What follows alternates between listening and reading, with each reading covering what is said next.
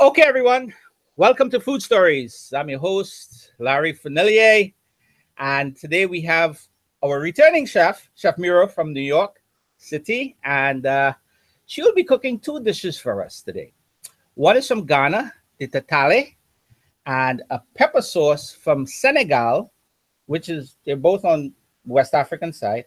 And that's the Sosu Kaani. Is that right, Chef? Yes, sir. All right. So before we jump into the kitchen, let me introduce our guest, my buddy, Richard Wooding. He's Hi there, Larry. How you doing, brother? Good to see you. All right. Richard is from South Africa, so it's kind of late up there now. So we'll keep this kind of short. All right. And all right. So without much further ado, let's jump into it. Chef. Okay. Hi, everyone. How you doing today? So, hold up, I'm just turning on my burner here. So we're going to be cooking two dishes. Oh, first, a little bit about me. My name is Chef Mireille. I am a freelance chef in New York City, and I'm a food blogger. You can find me on every social media profile. I'm either Chef Mireille or the Schizo Chef, which is the name of my blog. I do recipes from all over the world. I come from an extremely multicultural, diverse family. I'm blessed that way. So I've been lucky to have just exposure to lots of different cuisines. Not to mention, I live in the global capital of the world, New York City. So as far as food goes, the world is my oyster, if you want. So we're going to start with Sosu Kaani, okay? I'm heating this up. So I'm just going to put a little bit of oil in the pan here, heat it up. This is for the pepper sauce, correct? This is the pepper sauce we're starting with, because I need it to be simmering while we work on the tatale. So I'm just heating up the oil here. Yes, this is hot. Okay. Actually, while it's heating up a little bit, I'm going to talk a little bit about some of the other stuff we're using. So I'm going to talk about chili peppers. We're using two different kinds of chili peppers today. Okay. In the Sosu Kaani, we're using Scotch bonnet, which, Larry, I know you are welcoming from the Caribbean. Exactly. So the Sosu Kaani. So this is, can you see? This is basically Scotch bonnet peppers. So those are the peppers that we're using in this. So go to any, and some people are really technical and say it's not the same, but I pretty much use habanero and Scotch bonnet, synonymously. They're close. I mean, you have some purists who are like, well, no, it's not exactly. And botanically speaking. Right. And they say the Scoville scale, it says, the habanero is not as hot as the Scotch bonnet and blah, blah, blah. But hey, pepper is pepper as far as I'm concerned. Exactly. So you don't have to go on a mission looking for Scotch bonnet. Wherever you are, people who are listening, just use a habanero and it's pretty much the same thing. Then in our tatale, we're actually going to use green chilies. So these are the basic green chili that's used in both Africa as well as India and Asian countries. They're about 2 inches long. You could usually get them at Asian markets if you go to a Chinese store, or if you have an Indian market near you. So these are these kind of chilies, and they're pretty much the most common chili used in Asia as well as parts of Africa. Richard had the map of Africa, so we were going to show. Bring it up again. We were going to show those ones, the folks viewing, where those two dishes are coming from, Senegal and the other one is Ghana. So this is the whole map of Africa, Larry. So Senegal. I don't know if you could see my cursor or not. Senegal is in the west. Yeah. Sort of like. So when you zoom it down, you can actually see coming up. Yeah. So there's Senegal. Senegal is on the west. Right. Okay. Well, I think you can see me wobbling the right. Yeah. And Ghana is over here. Correct. Okay. Yeah. Thank you, Richard. So we're gonna. And I was just saying, those chilies, I think they're quite similar to what we call an African bird's eye chili or a piri piri. Yes. Pretty much like a bird's eye chilies. The reason I don't use term bird's eye. In America, usually when people say bird's eye, it's usually the Thai chilies, which are the red ones that people call bird's eye chilies here. The green ones aren't as common. You usually, like I said, have to either go to an Asian or an Indian market to get these. Yeah. Yeah. The other word we use here is piri piri. Yes, piri piri. Yeah. That's not very common here. So, okay, I think my oil is pretty warm. So I'm going to start right now by putting in some chopped onion. So this is just some chopped onion. Okay, the oil could have been a little bit hotter, but it's okay. It's going to sizzle. While that's starting to get going, I'm going to start working on the tatale. Okay, so great. Here I have some mashed plantain.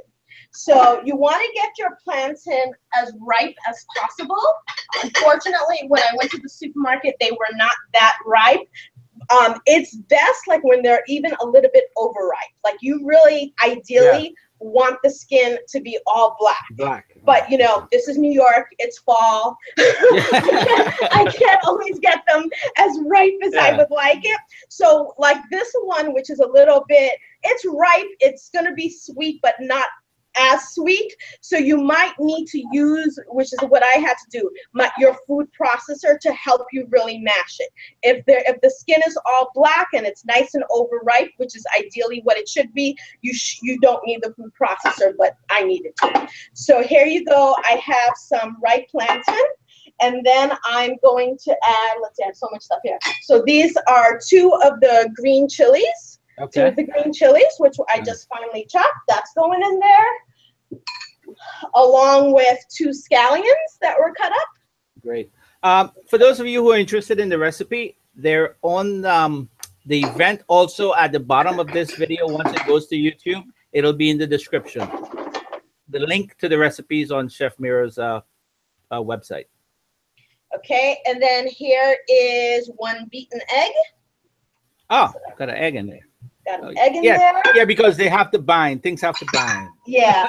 And then, okay, in Africa, or at least West Africa, I can't speak to rich part of Africa. The most common oil is palm oil. Palm oil not only gives it a great flavor, but a great color. Palm oil is usually used also a lot in Brazilian cooking. So Brazilians, they use palm oil a lot. It's also used in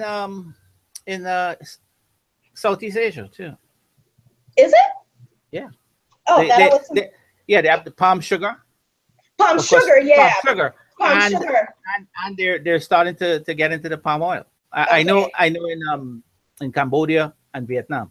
Okay. And so here's a little bit of the palm oil. So I'm gonna add that in. It's just about 1 teaspoon in there. And then, is that it? Oh yeah. Then, so we're gonna at first mix all, like this is like the wet stuff together. So I'm just mixing it all together. And then I'm adding a 1/2 cup of self-rising flour. Oh, cool. So it's like a fritter you're making. Yeah, that's exactly what it is. So I'm gonna mix that all together.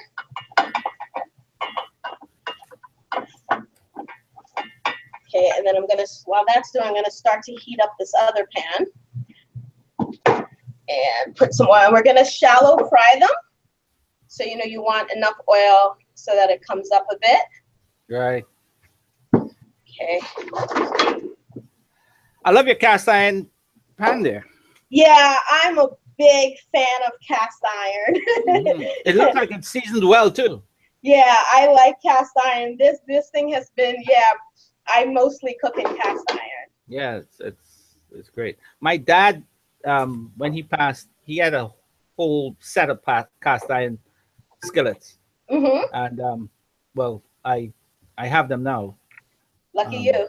Yeah. So because he was a big fan of cast iron also. Yeah, I just, I don't know. My mom it's one of those things that you'll have them forever. My mom has cast iron pans that are like 30, 40 years old, Uh-huh. Yeah. So, you know what? I have no patience. I'm like, it's taking a bit to heat up, but it's fine. So in a minute, it's going to start going. Any So, questions? Any questions while we're waiting for the oil to heat up and stuff? No questions so far. Okay. I'm just hoping people aren't putting questions on the event page, because I left a message stating that any questions, go to YouTube. Oh, okay. Go to YouTube and place your questions and comments there. Mm-hmm. So, folks who are watching, you have all the measurements on the recipes, on the recipes. I think a little bit to talk about Senegal. I think Senegal has such an interesting history, because Senegal actually has quite a large Vietnamese population. Is that right? I remember the very first time I went to a Senegalese restaurant. I'm seeing spring rolls and all these things, which I totally was not expecting. And so, of course, me, because I just love learning about culinary history and culture, I started researching it. And basically, you know, like the Vietnamese, Senegal was colonized by France. So when there was some war they were fighting, I can't remember which one, basically a lot of the Vietnamese went to Senegal to fight, because at the time, you know, they were both controlled by France, and many of them stayed, you know, married Senegalese, etc. And that's how you have that cuisine mix. Yeah, so it's really interesting that they have such, you know, you don't expect Senegal Vietnamese, but yeah. But you know, it's funny though. A lot of now Africa is coming. A lot of Chinese are going to Africa. Really? Yes, there's a lot of Chinese immigration to Africa. Yeah. So why? I'm just wondering. Well, for geopolitical reasons, really. Yeah, and also China is has some agreements to build some of the African countries' infrastructure, like highways and bridges and different things. Like not the West African countries, but South Africa is part of a group called BRICS, which is Brazil, Russia, India, China, and South Africa. We have a agreement to help with infrastructure and things like that. Okay. Sometimes I have a single burner one, like hot plate here, and a double. Sometimes I feel like when you use the double one, it does it slower. So I actually just I just put it down here. So all the heat now is concentrating on that saucepan. Yeah, exactly. Because sometimes I feel like I use these plates a lot, because I also teach cooking classes, and usually it's not. Yeah. Talk about your cooking classes. If people are interested, where they can. So I teach with a company called Koku Social. So that's COCU social.com. So they're 2-hour, really quick, fun, recreational cooking classes. And they're usually about a specific thing. So like I do one with empanadas. So we're just, you know, which I, you know, something like empanadas I think is really great. So I try to show people how that dish is actually in several different countries, because all it is a meat patty. And pretty much every country in the world has a version of a meat patty. It's like rice pudding. It's one of those things that every country in the world has a version of, you know? Yeah. So I just so what I do is I give them a Spanish version. I give them the more traditional Spanish meat version. Then I do a version that's popular in the Caribbean, which is plantain with cheese, the Spanish Caribbean. So I do sweet plantain with cheese, and then I do what we call pastechi in the Dutch Caribbean. Because my mother, Richard, if you didn't know, my mother's family is from the Dutch Caribbean, so she's from down Suriname way. So my mother can actually understand, even though she can't speak it, she can understand Afrikaans because of the Dutch thing. The Dutch influence. So, Larry once had somebody from Curacao on one of his shows, and that was Shadia Jansen. She is from the ABC Islands, Curacao, right? And so that's where my family's from. Like my mother was born in Aruba, so a lot of my family's from Aruba, as well as Curaçao, and then my grandfather is from Suriname. Yeah. So the Haitian part comes in where? That's my father's side. That's your father's side. Okay. All right. Cool. Yeah, I'm what you call a Caribbean mutt. No, we call them Callaloo. Yes, I'm a Callaloo in human form. Okay, so the onions have finally softened here. So now that the onions have softened, I'm adding some chopped tomatoes. Oh, nice. Some chopped tomatoes. Yeah. And I'm going to be adding a little bit of tomato paste. All right. Tomato paste and the Scotch bonnet. Now, normally I wouldn't leave the Scotch bonnet cut so big, but this is going to get pureed afterwards. Okay. So you don't have to worry about, everything being cut super small and stuff. So you just want to cook this down. And also, did I put the bay leaf in? No, I didn't. Where's my bay leaf? Right here. Okay, so I put in a bay leaf, and you just want to cook this down till the tomatoes get nice and soft and all the juices come out. Okay. And then I'm going to now, it's going to be hard for you to see, but like I said, when I'm using two, I find it's not thing, and I think this is getting hot now. So what I like to do whenever I'm frying any kind of fritter, I'm just going to hold it up, is I like to use an ice cream scoop. I think it's the easiest, best way to get the batter in. So I'm just basically taking a scoop of the batter. Here, I'm going to bring it up here for a second. And I'm just dropping it in the oil. And I'll just flatten them down a little bit. And basically, we're just going to fry them until they get nice and golden brown on both sides. So I'm going to continue doing that. But if you leave them soaking in the oil, wouldn't they become oil soaked? If the oil is hot? No, the oil is hot.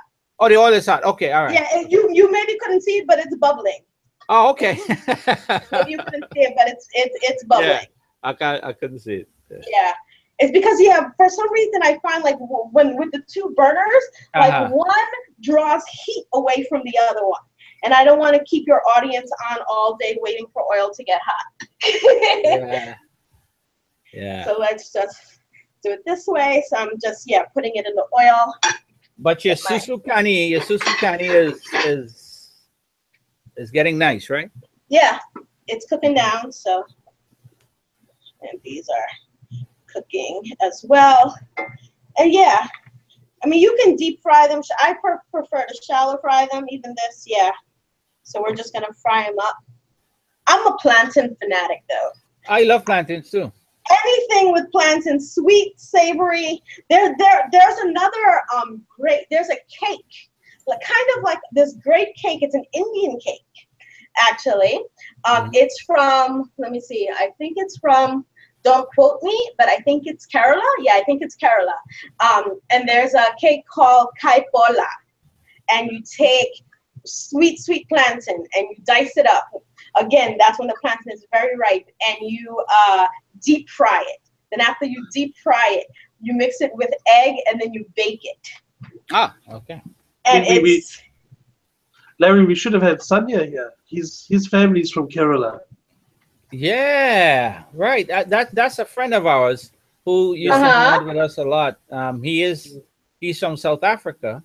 Well, no, actually, he was born in Kenya and he lived in South Africa for a while, but his family's from Kerala in India. Kerala, India, right? Yeah. Yeah, I have a lot of Indian Kenyan friends here in New York. Yeah. There's a really large Indian population in Kenya. Yes.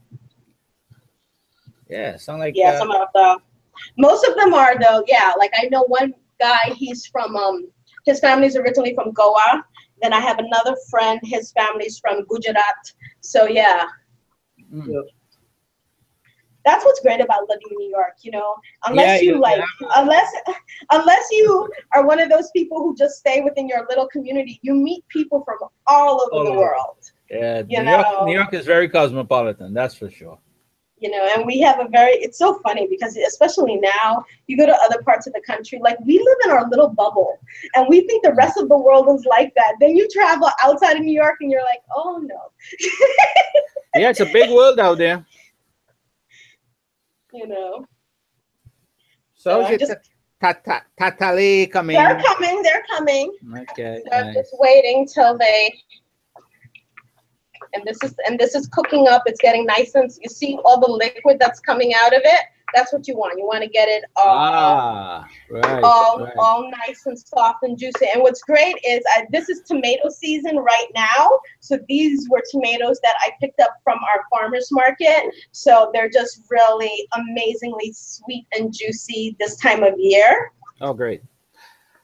I want to remind folks too that Chef, you did a hangout a couple of years ago. And yes, I did. Yeah, that hangout has garnered a lot of views too, by the way. Over 13,000 views. Really? Yeah. That was when I did the pen patat. Pen patat, exactly. So I will put a link to that video. Once this video goes up, I will put a link to that one in the description. Yeah, and I've started doing cooking videos on YouTube. So if anyone finds me on YouTube, you should subscribe. Oh, yeah. Well, let me know. Well, I'll put the link to your channel, right? Okay, I'll send it to you. Yeah, send it to me. So when I'm editing the description of this video, I will put your link to your well, your website is already there, so I'll put your I'll put it. Yeah, I've been doing lots of. I have everything I've done because you're just like my blog is everything. That's why it's called the Schizo Chef. So I have a Schizo Chef. I love that name. It's because I can't make up my mind. I'm all over the place. So I've done. Let's see, I have a bread recipe up there, just a basic oatmeal bread, which so far my most popular video has been a coconut bread pudding. Well, don't give up too much now, because I want to have you back on. Okay. So I want to have you back on. Okay. Looks like the tatale is almost done. At least by the way, take a beverage break. I mean, you're working. Okay. You're working too. I'm used to it. There, you know. This is what I do.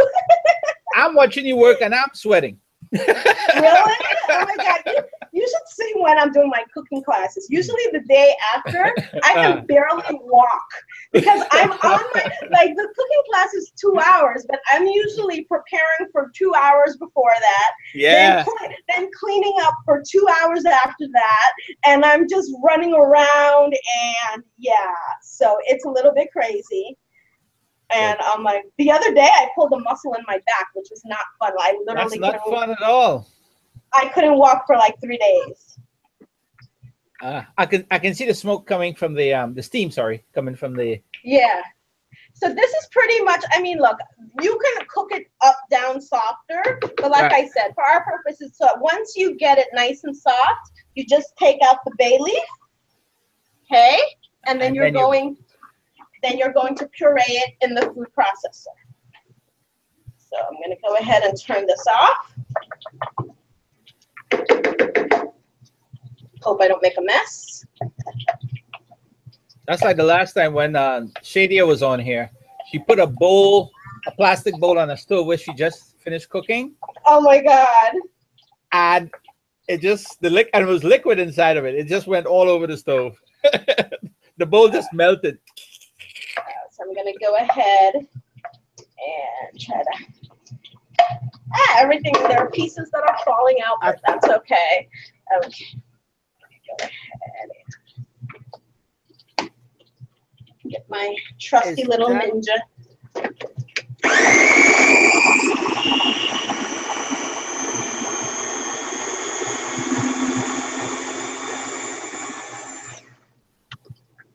Wow. Yeah.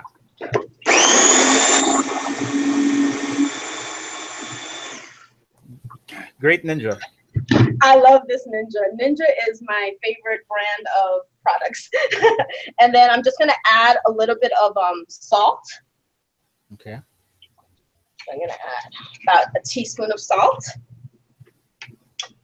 This is a half a teaspoon, so I'm doing it twice. Okay. Nice. That looks good.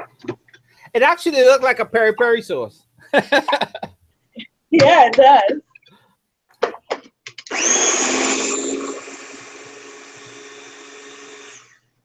There we go.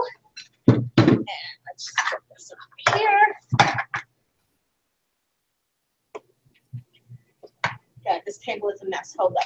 I had taken out a bowl just for this purpose once everything was all nicely done. Oh, wait, don't let my tatale burn here. There we go, nice and crispy.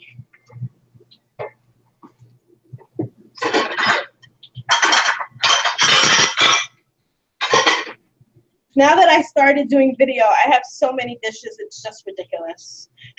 Well, that's good though. I mean, I'm glad that you are doing video. Yeah, because it's just that you have to like if you do all the ingredients beforehand to show, especially because I do a lot of Indian food. So, Indian recipes will have like 30 ingredients with all the spices and everything. Yeah, you have to have all those little ramekins all over the place. Exactly. So I have so much ramekins and stuff like that. It's so funny. Thank God I have a really large dining room table. That's a nice red one you have there. Oh my God. I think this did get stuck to it. Okay. I think it got stuck to it. Oh wait, no. It just kind of a little bit. So it melted a little bit. Okay. So we have Shady 2.0. So I was wondering if the I was wondering, I said, but is that plain cut? I had turned it off, but I should have waited. It's okay. The world will not come to an end. Yeah. They're not very expensive products, so if I have to get another one, it's only like $20. Okay. Looks good, though. Okay. Yeah, let me just put this on the floor, get this out of the way, and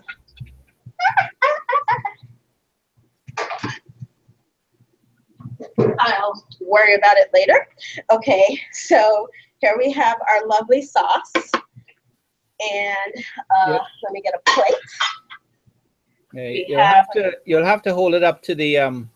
I will in a sec. Okay, this one's nice and golden brown. So here we have they're still frying, but here you have your tatale.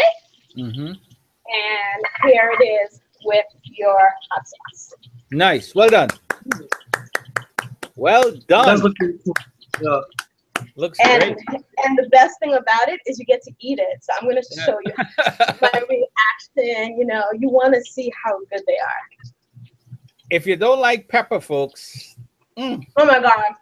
Oh, so yummy. And you're a plantain lover like me, so. I'm a plantain lover. Oh, wow. In fact, I'm working on a cookbook. And I'm focusing on 3 ingredients and how those ingredients can be used for every course, and they're ingredients that the average American doesn't generally know the versatility of. Okay. So it's called pumpkin, plantain, and peanuts. Wow. So you're gonna have about how many dishes using those 3 ingredients? This is my first book, so I'm not going crazy. I think I'm probably going to be somewhere in the 50 to 60 recipe range. That's a lot. That's a lot. Anyway, Chef, it was great having you on. We want to have you back on again. I will talk to you as far as when we can schedule another hangout. So you could absolutely delight us with your personality and your food. And my food. Yeah. Thank you. Richard, it was nice seeing you again, brother. Nice seeing you as well, Larry. All right, great. So with that, I'm Larry Fournillier. See you on the next one. Take care, everyone. Bye. Bye.